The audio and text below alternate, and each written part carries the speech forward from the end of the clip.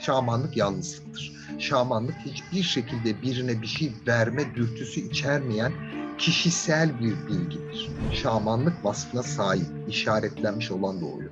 Bunlar önemli şeyler. Şamanın bütün bilgisi kendisi için. Bu bilgiyi toplum için kullanıyor. Bilgiyi topluma vermiyor. Kendinde oluşan değişimle topluma yardım ediyor. Doğa tepkime gösteriyor insanın varlığına. Ve insanın varlığına gösterdiği doğanın bu tepkisi insanın ihtiyaçlarından birini karşılamak yönünde. Doğa yardım etmeye çalışıyor. Doğa ruhu seni şaman olman için seçtiği zaman sen şamanlığı reddetme şansın yok.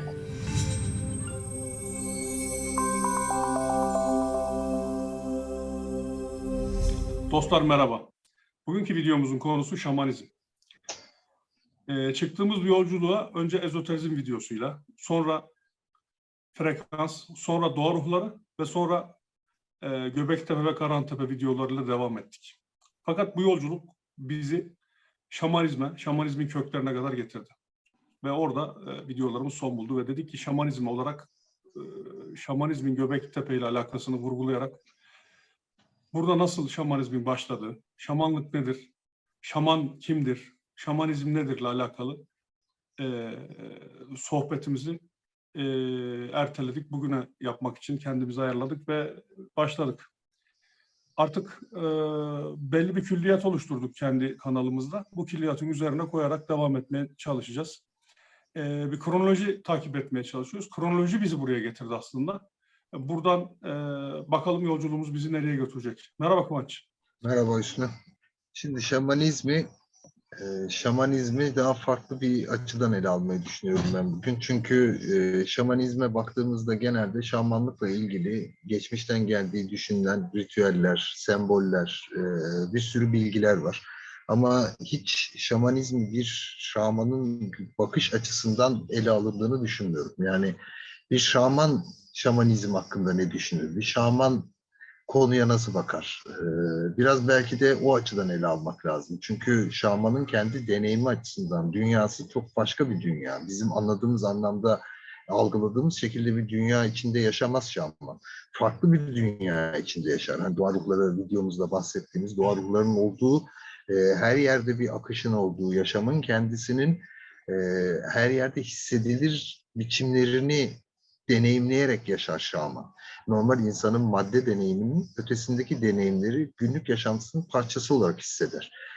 Şamanlık tabii ilk oluşumu ya da baktığımızda Göbekli Tepe'de bir şamanlığın öncülerini gördük. Nedir orada? Hani şamanik sistem daha yoktu Göbekli Tepe zamanında ama doğa ruhlarıyla bir bağlantı vardı. Bir şekilde o zamanlar ki şamanların öncül şamanları yerin içinde hareket etmeyi öğrenmişlerdi. Nedir yerin içinde hareket? Bir kere şamanlığın temel yapısına bakmak lazım. Şamanlar açısından dünya, yerüstü, yeraltı ve normal yaşadığımız dünya olarak 3 bölümdür. Bu dünyanın ortasından geçtiğine inanılan bir orta eksen vardır ve şaman orta eksen içinden girerek bu dünyaların içinde hareket edebilir. Bu dünyaların içinde hareket etme yetisini kazanması için de bir ritüelik başlangıcı vardır tabii. Şimdi ona değineceğiz. Burada Göbekli Tepe'de gördüğümüz o orta sütundan aşağıya hareketten çok aşağının yukarıya doğru yükselmesini sağlayan bir alegori vardı orada. Yani Göbekli Tepe'yi farklı kılan buydu.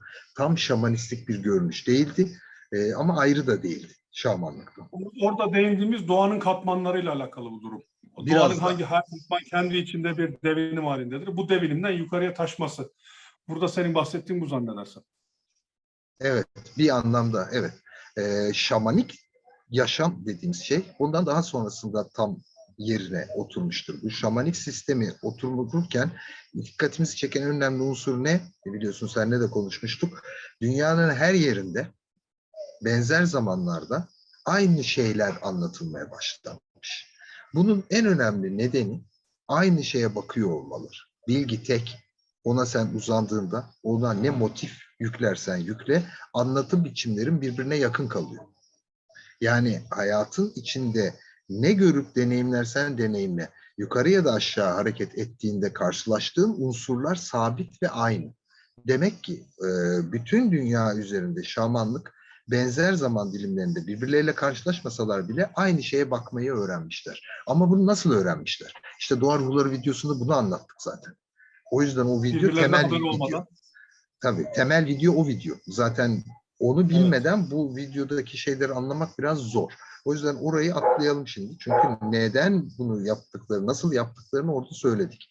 Şamanlık ortaya çıkışıyla ilgili birçok efsane var. Yani bir şamanın şaman olması için gerekli bazı kriterler var. Mesela Eliade kitabında, şamanizmle ilgili kitabında, yani zaten külliyat olarak baktığımızda şamanizmi en doğru ele alan kitap o kitaptır. Çünkü bütün çalışmalara atfederek ve birçok dünya üzerindeki şamanla görüşerek ve oradan elde edilen bütün bilgiler ve bütün toplumlar derinlemesine incelenerek bir yapı oluşturulmuş. Bir kitap oluşturulmuş. Bu kitapta şamanik yapıyı ortaya çıkarmışlar. İyi kötü. Bir çerçevesini en azından çizmişler. Ama bu bir şamanın gözünden değil gene de. Bir Bizim insanın bakış açımızdan. bizim bakış açımızdan şamana bakış bu. Yani ben bir şamanı nasıl algılarım sorusunun cevabı Yine var buradan orada. oraya bakış. Bütün o kitaplarda hep buradan oraya bakış var. İşte zaten biz burada videoda neyi anlatacağız? Şamanlar neye inanırdı onu anlatacağız. Yani şamanlar buna inanırdı. Şamanik sistem buydu. Şu anki sistemi anlatmayacağız biz. Şu an inanılan Başlamadan sistemleri şuraya anlatmayacağız. girelim. Şuraya girelim Kıvanç. Bu bir öğreti mi yoksa doğal kendinden oluşan bir şey mi yoksa din mi? Ben din olduğuna inanmıyorum. Bu din değil bence. Hani doğanın insandaki yansımasının derin yüzü gibi görüyorum ben bunu. Yani bu farklı, ben öyle görüyorum. Yani hani bir şamanizm, işte şamanlık dini falan diye şimdi böyle popüler bir söylem var ya. Ben bunun din olduğuna inanmıyorum. Yani Yok doğanın ve canım doğanın kim söylemiş katmanlarının, onu yani? Şamanlık dini diye bir şey olamaz. Şamanlık din değil yani yani. böyle değerlendiren insanlar var toplumda maalesef ama böyle değil Değerlendirebilirler. yani. Herkesin kendi düşüncesi tabii. Tabii Saygı tabii. duymak lazım. Tabii. Ama O şamanlığı din bunun olarak ötesinde bir şey. din olarak atfedebilmen için şamanları peygamber olarak atfetmen lazım. Bu Aynen. dolayısıyla bu zaten konuşulacak, tartışacak bir konu bile değil. Yani şamanlık Değil. tabii ki bir Evet. din değil. Şamanların da zaten herhangi bir şekilde topluma e, dinsel anlamda bir bilgi getirmek gibi bir kaygıları yok. Şaman Evet. farklı bir şeyin sonucu nedir? Doğayla ilgili dedin ya. Bu doğanın dışa vurumu şamanlarda oluyor. Evet ama doğa kendini şaman da dışa vururken sadece şifa yönüyle dışa vuruyor. Yani şaman dediğin adam nedir? Bizim günümüzdeki toplumda doktorlardır. O zamanlar şamandı bu insanlar. Doktor yoktu, şamanlar Ortacı vardı. Otacılar vardı. Şimdi şamanlık toplumunda. şifacılıktır. Şamanlar hastaları iyi etmeye çalışır. Kabilelerin şifa ile ilgili kısımda ihtiyacını karşılar şaman olan kişi. Bu zaten literatürde sabit bir bilgi. Yani bu bilinmeyen bir şey söylemiyorum ben şu anda. Evet. Nereye incelersen incele göreceğin ilk şey şamanın otacı ve şifacı kısmıdır. Aynı zamanda şamanlarla ilgili tabii çok fazla hani konular var ortada dönen. Bunlara değineceğiz ama bence önce şuna bakalım. Şamanlar nasıl şaman oluyorlar? Biraz önce bunu bir ele almak lazım. Çünkü şaman olma seremonisi, şaman olma silsilesi günümüzde epey kaybedilmiş durumda. Günümüzde şamanlık buradan oraya bakışla bir yapı oluşturulduğu düşünülüyor ama Eliade'nin yaptığı araştırmalarda da ortaya çıkardığı bir şey var. Bütün eski şamanlar diyor ki şamanik bilgiyi biz kaybettik. Gerçek bilgiyi biz kaybettik diyor. Gerçek bilginin kayboluşuyla ilgili bu durum ne yazık ki günümüzdeki bütün bu sistemleri her şeyi farklı yorumlamamıza neden. Şimdi Bir ayağını şaman boşa çıkarıyor. bir ayağı boşa çıkarıyor. Çünkü gerçek şaman dediğimiz derecede, düzeydeki şaman kendini göstermiyor toplumda zaten. Yok mu şu an? Vardır. Ama kendini göstermez. Kendine şaman demez. Şamanlar hiçbir zaman ben şamanım demeye çalışmaz. Çünkü şamanlıktaki en büyük problem şudur. Şamanların ilk ortaya çıkışındaki sistemdeki zorluktur. O da ne? Mesela eski zamanları ele alalım. Kabile dönemi. Şimdi adamın kabilesinde şaman yok. Bu şaman olmadığı için burada iyileştiren ya da insanları hastalıklardan arındıran, rahatsızlıklarını gideren biri olmayınca ne oluyor? Kabilede bir ihtiyaç hasıl oluyor. Bu ihtiyaca binaen kabilenin içinden birini seçiyorlar. Ve şaman olması için yakınlarda, daha uzak yerlerde şamanlardan birinin yanına yolluyorlar. O Bu işi şamanla öğrendi. şamanlığı öğrenmesi için. Daha doğrusu o şaman bu şamanı eğitip doğanın içindeki, doğa ruhlarının olduğu yere bağlaması gerekiyor o şaman. Bu aslında biliyorsun ta Anadolu kültürüne kadar, ezoterizmine kadar gelen başka bir silsileyi yaratıyor. Bu birinin birine bunu öğretmesi konusu.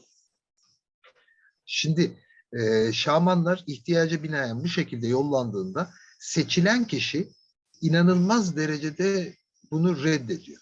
Normal şartlarda kimse, aklı başında olan hiç kimse şaman olmak istemez. Bunun nedenini söyleyeceğim şimdi zaten. Şimdi bu şamanın yanına gitti ve o şamandan el aldı. Yani o şaman bu şamanı belli oranda doğa ruhlarının olduğu katlara bağladı. Ve sistemin içinde bir nevi, hani daha sonra ezoterizmde de bu karşılığı bulan, inisiye etti diyelim. Bu inisiye etmekten Evet. daha derin bir mevzu. Yani bu basit bir törensel olgu değil. Bu gerçekten Değil. vücudunda yaşadığın bir deneyim. Bu vücudunu değiştiren bir olgu. Onu zaten bir sonraki şaman yapısında göreceğiz. Bu şamanik yapıda, yani ben bunu 5 tip şamanın içinde 4. düzeye yerleştirdiğim şamanlar bu. Bu şamanlar kabilenin ihtiyacına göre şaman olanlar. Bir de kabilenin içinde doğa ruhları tarafından seçilen şamanlar var. Zaten şamanlığın özü ve temeli doğa ruhlarının şamanı seçmesidir. Hiçbir şaman kendi kendine bir doğa ruhu seçemez. Hiçbir şaman Peki şöyle şamanlığı da yapalım öyle mı? giremez. Şöyle yapalım o zaman Kıvaç. Dedin ya 5 tip şaman var diye. Şimdi anladım. Yani hani şifacılıktan dolayı şamanlık türemiş, ihtiyaca binaen bazı şeyler olmuş ama bizim aradığımız asıl ana soru şamanlık nedir? Şamanlık öğretisi nedir? Bunu anlamaya çalışıyoruz. Bir de bu şamanizm nedir yani? Bu şamanlığın ortaya koyduğu öğreti nedir? Ve anladığım kadarıyla burada şu var. Bu öğreti başka şekillerde tezahür ediyor insanlarda. 5 tip Aynen. şamanlık var dediğinde. Buraya Evet. girelim bence. Hani bu ihtiyaca binaen çıkması ve bugün de hala bu silsilenin devam etmesini anladım. Ama Eliade'nin oradaki şey çok önemli. Hani biz şamanlığın gerçek bilgisini kaybettik demesi. O zaman Göbektepe zamanındaki insanlar bu gerçek bilgiye sahipti. Burada şamanlık nasıldı? Bunun üzerine konuşalım ve burada nasıl çeşitlilik gösterdi? Bunu bir anlayalım bence. Evet, şimdi zaten şamanlıktaki en büyük sorun bu. Günümüzdeki şamanlığı bir kenara bırakalım. Bizim konumuz değil, işin açıkçası. Bizim konumuz derindeki şamanlık. Yani esas da şaman ne yapar? Neyle ilgilenir? Bir şaman seçildiğinde, mesela sen şaman seçildin. Kim tarafından? Doğa ruhu tarafından. Doğa ruhu seni şaman olman için seçtiği zaman sen şamanlığı reddetme şansın yok. Çünkü bir şaman şamanlığı reddederse, şamanik açıdan gücüne bağlı olarak ya ölüyor ya deliriyor. Bir şamanın Ortası yok. seçildikten sonra, hayır. Bir şamanın seçildikten sonra yaşama şansı yok. Normal yaşamı devam ettirme şansı yok.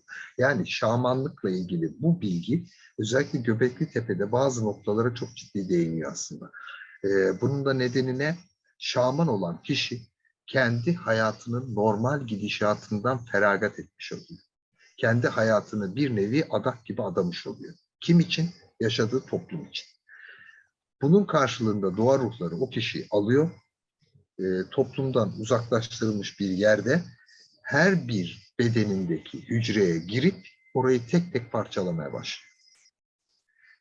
Kaburgalarını kırıyor, bütün organlarını çıkarıyor. Tabii bunlar enerjitik olarak yapılıyor. Gerçek anlamda gidip de bir yerinde bir şey Fiziksel olmuyor. anlamda değil tabii. Meditatif Fiziksel anlamda. anlamda değil. Bunlar enerjitik anlamda. Zaten şamanın gireceği sistem orayla ilintili çalıştığı için o tür bir şekilde bir karşılık buluyor kendi bedeninde. Ama şaman açısından baktığımızda, dedim ya, şaman açısından bakalım konuya, inanılmaz acılar çekiyor. Çok büyük acılar çekiyor. Ya Ve bu büyük acıları ezoterikler tasavvuftaki riyazette böyle değil midir zaten? hep zaten oralarda da bunlar Riyazete vardır. girenler şey der ya zaten et kemikten ayrılırcasına. Zaten Aynen öyle. riyazetten çıkarsan yani yaşarsın belki ölürsen şehit olursun derler. Mesela tasavvuftaki bakış açısı da odur. Birçoğu da çıkamamıştır yani. Riyazetten çıkmayı becerememiştir yani. Çünkü Aynen çok büyük öyle. ızdıraplar çekilir orada da. Çünkü şifreyi çözecek sonuçta. Aynen. Hinduizm'de de vardır hatta. Yani acı yoluyla bilgiye ulaşma. Şimdi bu acı yoluyla bilgiye ulaşma, acıdan zevk alma, bilgiye ulaşmanın tek yolunun o olması değil. Buradaki gerçek konuyu anlamamız lazım. Bu insanlar niye acı çekiyordu? Bu insanlar neden bu kadar büyük bir çileye maruz kalıyordu? Şimdi adam açısından baksana. Şimdi adam normal yaşamını yaşamak istiyor. Kabilede belki avcı olacaktı, belki toplayıcı olacaktı. Bir şey olacaktı. Bir normal yaşantısı olacaktı. Ama doğa ruhunu seçtiği zaman onun bütün yaşamını onun elinden alıyor. Kabul etmezse de ölmesine neden oluyor. Kabul etti, geldi. Bu sefer başlıyor çile. İnanılmaz sancılar, vücudundaki zıplamalar, titremeler, bir sürü böyle hani çok ağır uyuşturucu kullananlarda görülen kendini kaybetme hallerinin, trans hallerinin içine girerek büyük acılara katlanmak zorunda kalıyor. Ne için? Toplum için. Topluma gelmesi gereken şifa bilgisi için. Şamanlık, antiparantez, toplum içindir ama toplumun ruhsal, ekonomik, siyasal bilmem ne yönü için değildir. Şamanlar şifacıdır. İyileştirirler ve bunu da doğa ruhlarıyla yaparlar. Doğa ruhlarıyla bunu yapabilmesi için o bilgiye sahip olması gerek. Bir. İki, doğa ruhuna bağlanabilmesi gerek. Doğa ruhuna nereden bağlanacak? Mesela A tipi doğa ruhu senin karaciğerine bağlanıyor. Sana gelen doğa ruhu oraya bağlanansa senin karaciğerini paramparça ediyor. Neden? Onun saflığını karaciğerindeki enerjiyle birleştirebilmek için. İki enerji birbirleriyle empati kurabilmesi için. Vücudundaki bütün zehirleri senden söküp alıyor. Vücudun zehirlerini arındırıyor. Seni Şaman arındırıyor. olmaya uygun hale getiriyor. Aynen öyle. Şaman olabilmek için bağlandığın doğa ruhlarının karşılığı olan bedenindeki organlar parçalanır. Ama neye bağlanıyorsan onunla ilintililer. Her yerin değil. Kaç tane Tabii şeye enerjik anlamda. bağlanıyorsan o kadar derin şaman olacaksındır. Şimdi sen diyelim ki bu acıları göze almak istemediğin halde mecburen aldın. Büyük acılar çektin. Ondan sonra doğa ruhu sana bağlandı. İlk olarak ne yapıyor? Doğa ruhu seni kendi varoluşuna ait olan yere çekiyor. Aşağı ya da yukarı. Seni aşağı ya da yukarı götürerek oradaki onun varoluş alanının içinde varoluş alanının getirdiği bütün yapıları algılamanı sağlıyor. Senin orayı tanımanı sağlıyor. Bir nevi rehber gibi. Seni oraya alıştıran gibi. Ama onun öncesinde o acıları bitmesi gerekiyor tabii. Sen bunu deneyimledikten sonra bir kere oraya götürüldükten sonra sen oraya gidip gelebilmeyi öğreniyorsun. Asıl Şamanlık mesele orada. sistemdeki mesele de budur zaten. Gerçek şamanlık herhangi ek bir şeye ihtiyaç duymadan kendi başına hareket edebilir. Hani sonradan ortaya çıktı ya böyle e, yan ürünler, ayahuasca gibi, işte güzel avrat otu gibi, çeşitli psikedelik şeyler yaratan mantarlar gibi Güzel objeler kullanımı gibi. kullanmaya başlıyor. Niye kullanıyorlar bunu? Çünkü esas şamanik bilgi kaybolmuş. Gerçekte şaman bunların hiçbirini kullanmaz. Bunları kullanmaya da ihtiyacı yok. Oraya zaten gider. Oradaki herhangi bir şeyi de buraya getirebilir. Şaman bunları zaten yapabilir. Çünkü Demek ki eğitimi bunu bilinçli getiriyor. bir yolculuk yapabilmek için, şimdi günümüzde bu Evet, işi yapanlar, Avaska'ya vesaire, bilinçli bir yolculuk yapabilmek için o dik gelen enerjinin içinde yürüyebilmek, yükselebilmek için yapıyorlar bunu. evet ama Tabii bu ufak bir sorun konuştuklarımızın hepsi var. enerjitik anlamda. Efendim? Evet ama ufak bir sorun var Hüsnü orada. Tabii. Şimdi onu söyleyeyim öyle bak o şeyi tamamla. Herhangi bir yan ürünle, herhangi bir dıştan sanrılandırıcı bir ilaçla ya da bir şeyle şamanik deneyimin içine girersen, hani Güney Amerika'da çok meşhurdur ya ayahuasca gibi. Aslında gittiğin yer önce bilişsel bilinçaltındır. Kendi bilinçaltına gidersin. Sonra toplumsal bilinçaltına inersin. Gittiğin yer bilinçaltıdır. Senin halüsinatik bütün objelerinin yaşadığını düşündüğün yerdir. Oraya gittiğin Kendi zaman bir evreniye mantar gidersin seninle yani kısaca. konuşabilir. Ha? Kendi evreniye gidersin kısaca. Yani, işte kendi evrenine gidersin. Doğanın yapısının içine değil.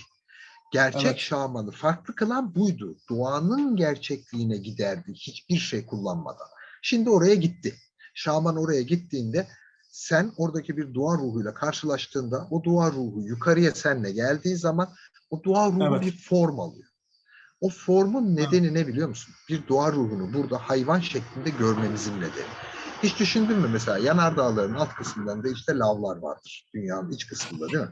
Bu lavlar yanardağın içinden dışarıya doğru fışkırdığı zaman yüzeye geldiğinde bir şekil alırlar.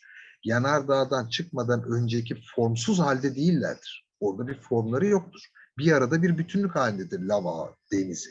Değil mi? Bir lav Evet, denizidir o. Dışarıya çıkıp evet, yüzeye geldiği zaman bir etkiyle, dışarıdaki bir etkiyle bir form alır, biçim alır. İşte doğa ruhları da öyle.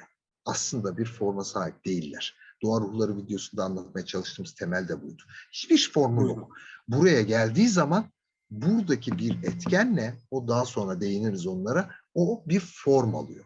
Aldığı formu o zamanlarki insanlar dünyada yaşayan diğer hayvanlarla benzer gördükleri için o hayvanların ruhunun ya da o hayvanlarla eşleşen bir doğa ruhu olduğunu ya da doğa ruhunun o hayvan olduğunu düşünmeye meyletti. Ne oldu? Bilgi bozuldu. Daha baştan bozuldu. Ortada bir hayvan olduğu düşünüldüğü için bozuldu. Buna öykünerek ne yaptılar? Hayvanın sesini çıkarttı, taklit etti, hayvanın hareketlerini taklit etti. O doğa ruhunu çağırmak için. O hayvanı doğa ruhu değil ki. Doğa ruhunun o hayvanla bir alakası yok aslında. O Bir hayvanın nevi kendince bir başka bir sembolleştirdi. sembolleştirdi.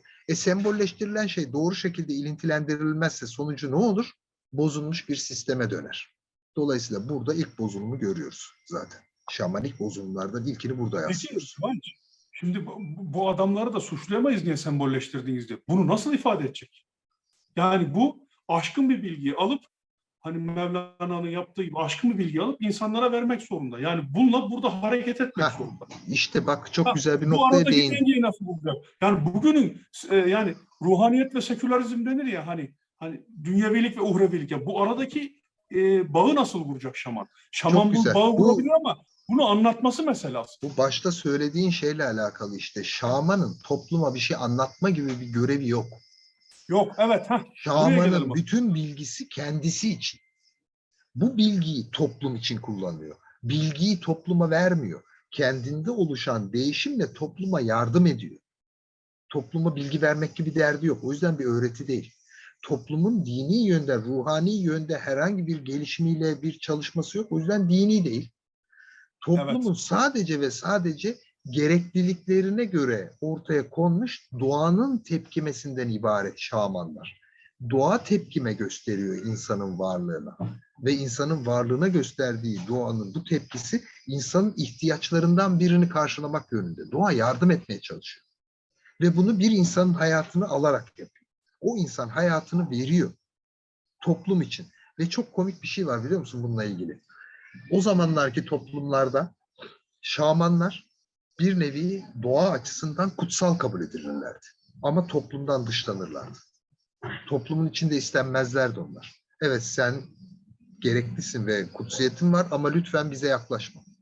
Ben o ihtiyacım olursa bilgiyle sana zaten gelirim. Bu o çok acı bir bilgiyle şey. zaten toplumun içinde var olamazsın ki. Zaten var olması çok zor ama adamın açısından bakıyoruz ya bugün hayata. Evet, Adamın hayatı elinden alındı kendi istemediği halde. Bir sürü acılar çekti. Topluma yardım etmek için ister istemez bir şifacı kimliğini kazandı. Bir de üstüne üstlük toplum bunu dışarıya attı. Toplum bunu yalnız istemiyor. adam. Reddediyor. Aynen. Şamanlık yalnızlıktır. Şamanlık hiçbir şekilde birine bir şey verme dürtüsü içermeyen kişisel bir bilgidir. O yüzden şamanlığın gerçek bilgisini kaybettik zaten. Çünkü kişide, kendinde. Onu zaten vermiyor. Bir sonraki şamana veriyor. Şamandan Evet. şamana geçiyor. Bir yolu. Şimdi bir de bu işin daha önemli bir boyutu var. Biz eski sistemdeki bu şamanlığın yapısını konuştuk ya. Şimdi o zamanlar bir şaman var. Ölüyor. O toplum şamansız kalıyor. Birini el alması için yolluyor. İdare ediyor. Bilmem ne oluyor. Ondan 4 nesil sonra o kabilenin, o topluluğun içinde aynı aileden bir tane daha şaman doğuyor. Şamanlık vasfına sahip, işaretlenmiş olan doğuyor. Bunlar önemli şeyler. Genetik kalıtımla o zaman. Kalıtımla geliyor evet ve doğal kalıtımla bu. Bu doğanın Hah, farklı bir kalıtım yolu var. Bildiğimiz her şeyi hani gördüğümüz şeyle eşleştirmeye meyilliyiz ya biz. Genetik olarak DNA'yı görüyoruz ya. Hadi bütün bilgileri DNA'nın içine sokmaya çalışıyoruz. Farklı genetikler de var. Genetik bir tek DNA değil. doğa genetiği de var. Doğanın kendi kendine üzerinde taşıdığı bir bilgi sistemi de var. Diyelim ki İşte DNA olsun. Fark etmez. İsteyen istediği frekans ve yerden alsın genlik ya. sistemi işte bu. Tabii Frekans ve frekansla genlik genlik, sistemi işte. zaten şamanlar frekansta ve genlikte aşırı derecede ustadırlar. Bunda usta olmazsa Evet. zaten Olmaz. genliğini doğanın genliğine uyumlayamaz. Ve o frekansı yakalayamazsa o doğa ruhuna bağlanamaz zaten. Bağını Tabii. kullanamaz. Bağı kullanabilmesi için gerekli. O yüzden biz önceki videoların içinde onu başlangıçta koyduk. Aslında o düşündüğü yerde değil, burada anlam. İnsanın kendinde anlamı var onun. Kendini kullanış biçiminde, doğayla etkileşiminde var. Şimdi mesela bu şaman daha sonrasında 3 kuşak sonra yeni bir işaretlenmiş kişi doğdu. Bu işaretlenme önemlidir. Onu sonra belki değiniriz. Bu kişi şamanlığa seçilirse kim seçecek? Doğa ruhu. Eğer doğa ruhu bunun şaman olmasına karar verirse ve bunu şaman yapmak için ritüel olarak içeriye alıp parçalamaya başladığı an şamana döndüğü gün kendinden 3 nesil önce şaman olmuş olan atasının yanındaki bütün doğa ruhları bunun yanına geliyor. Yani bu daha önceki doğa ruhlarını da üzerine alıyor. Ne oluyor? 2 kat güçlü hale geldi. Çok daha fazla doğa ruhu var üzerinde. Çok daha fazla acı çekiyor ama çok daha fazla şey yapabiliyor. Ve daha Yapabilitesi güçlü oluyor. arttı. Ve daha güçlü Tabii daha oluyor. güçlü O oluyor. yüzden inebildiği katman değişiyor. Çünkü bir katmandan öbür katmana inebilmen için doğa ruhu birlikteliğini kullanman lazım. Mesela buranın bir altında teker teker doğa ruhları olsun. Bunlar bütünler ama bireysel bilinçleri var bu doğa ruhların. O lavın her birinin tanecikleri gibi düşün. Lavın içindeki köpükler gibi düşün. Her biri yukarı çıktığı zaman bir şekil alıyor. Doğru. Ama aşağıda bir bütünün içindeki tek bilinç parçaları bunlar. Şimdi bu bilinç parçalarından bir alt kata inebilmen için belli sayıda bilinç parçasının bir araya gelmesi gerekiyor. Çünkü bir alt kat oradakilerin bütünleşmesiyle oluşuyor. Burada 12 tane Evet. doğa ruhu orada bir taneyle sembolize ediliyor. Dolayısıyla bir alt kata inebilmen için senin 12'nin üzerinde gücün olması gerekiyor. O zaman alt kata inebiliyorsun. Bunu kim yapabilir? Ancak ailesel kökten gelen bir şaman yapar. Toplumun Çünkü içinde kalıtımda kendi cebinde bir şeyler olması lazım ki üstüne de o koysun. yoksa mümkün değil, alt katlara inemez. Dolayısıyla bu bizi en güçlü ikinci şamana getirir. Üçüncü şaman en güçlü neydi? Doğa ruhunun direkt seçtiği şaman. Kendi hayatının içinde doğa ruhlarının seçimi yüzünden doğa ruhlarıyla bağlanabiliyordu.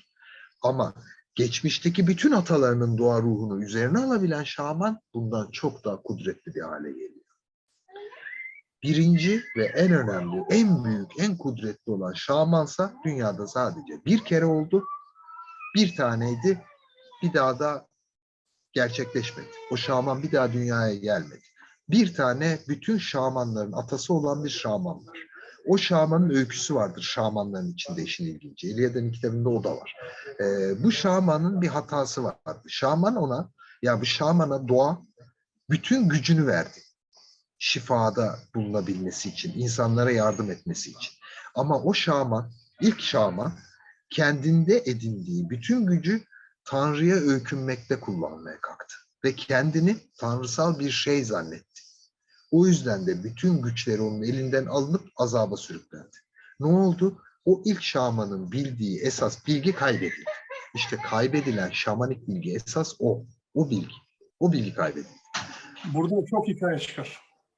Çok var. Yani Çok var. Yani bu bilgiden yani ilk şamanın kendini tanrısallaştırması bilgisinden çok hikaye çıkar. Yani işte Firavunlar, Nemrutlar, aklınıza ne gelirse yani. Buradan tabii. dediğim birçok hikaye çıkar dediğim mevzu daha önce de konuşmuştuk seninle. Hani bu mevzu çok su kaldırır. Bu açıdan baktığımız zaman.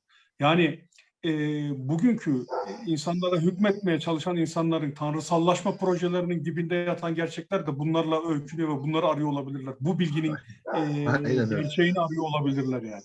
Evet, Burada aynen sen bunu öyle. söyleyince direkt aklımda çakan şimşek bu oldu. Daha şimdilik o konulara burada daha girmediğimiz için seninle daha sonra gireceğiz o konulara. Yani senin o konudaki o teorilerin çok doğru geliyor bana. Onları anlatacaksın sen de.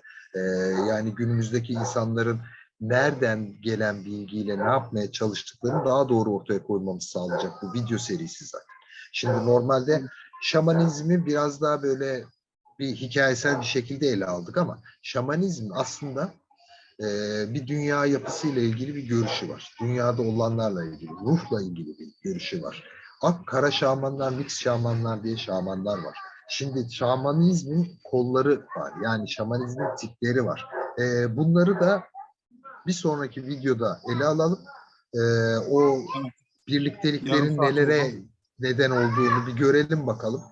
Çünkü esas şamanlık bu tiplemelerin içinde geçerli.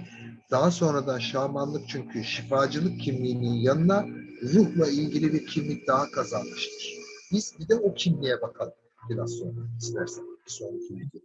İki video dedik ama biz bunu herhalde 2 videoda bitiremeyiz gibi geliyor. Belli de olmaz. Belki Yok, üçüncüyü de yaparız bu şamanizmle sıkıştırıp alakalı. bitiririz. Yani ben mümkün olduğunca böyle kısaltarak konuştum zaten şimdi. Yani Tabii, tabii. detaylara girmedik. Yani detaylara girmeden en genel Şöyle çerçevede ne anlatırız onu istediğimiz baktık. çerçeveyi çizdik bugün Kıvanç. İstediğimiz çerçeveyi aşağı yukarı çizdik. İlk yani 5 tip şamanlıkla ilgili. Şamanizmin ne olduğuyla alakalı. İlk şamanın kim, şamanizmi nasıl bulduğu. Bunların hep Göbeklitepe bizi buraya getirdi. Bu şamanizm bilgisine Göbeklitepe getirdi. Güzel. Bence fena bir sohbet olmadı. Ama bunu burada bırakalım bence. Bir Tamam. sonraki sohbette devam edelim. Bundan sonraki sohbette şamanizmin içinde bulunduğu bilgiyle alakalı bir işte ak şamanlar, kara şamanlar gibi şamanlardan ondan sonra ne bileyim bunlardan devam edeceğiz. Sağ ol, teşekkür ederiz verdiğin bilgiler için Ben Kıvanç. teşekkür ederim Hüsnü. Lisan ettiysek affola diyelim. Aynen öyle. Dostlar bir dahaki videoda görüşmek üzere. Videolarımızdan haberdar olmak için abone olmayı ve hatırlatma butonuna basmayı unutmayın. Bizi dinlediğiniz için teşekkürler. Görüşmek üzere. Görüşürüz.